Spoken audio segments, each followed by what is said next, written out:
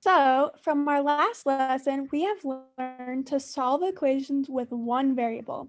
Now, let's see if you can solve the equation 6 times the quantity of x plus 3 equals 3 times the quantity of x plus 10 minus 12. Begin by working with your classmates on how to do this problem. We are trying to solve this problem, so we need all the numbers that x can be to make the equation true. Do we have to get the variable x by itself? Yeah, but we have to simplify both sides of the equation first. Okay, so we have to get 3x plus 30 minus 12. That's 3x plus 18. And on the left side is 6x plus 18. I see that you have simplified both sides of the equation, but why did you do this first?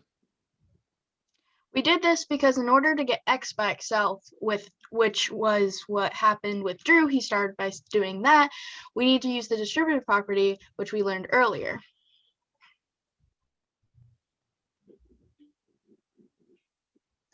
Great, and we can subtract 18 from both sides to get 6x equals 3x. And then we can divide by x to get 6 equals 3. Hang on, that doesn't make any sense. 6 can't equal 3. Of course, we need to keep x in the equation so we can figure out what it is equal to. Instead, we got rid of it. Oh, I know. X can equal 0. Look, so if you do 6 times 0, that equals 0. And 3 times 0, that equals 0. So x equals 0. This should work in the original equation. Okay, for the left side, we get 6 times quantity, 0 plus 3, which is 6 times 3, and that's 18. And for the right side, we get 3 times the quantity 0 plus 10 minus 12. That gives us 30 minus 12, which is 18. So x equals 0 is really the solution. Great job working through this. Yes, I think we're going down the right path. Both sides of the equation have an x. And whatever you do to one side, you do to the other side of the equation. Okay, what's another way of finding out the answer is 0 without knowing the knowledge that 6 times 0 equals 0 and 3 times 0 equals 0? Do you think there's a more efficient way to figure out this problem? So is dividing by x wrong? It is not wrong, but there are also other solutions to solving this problem.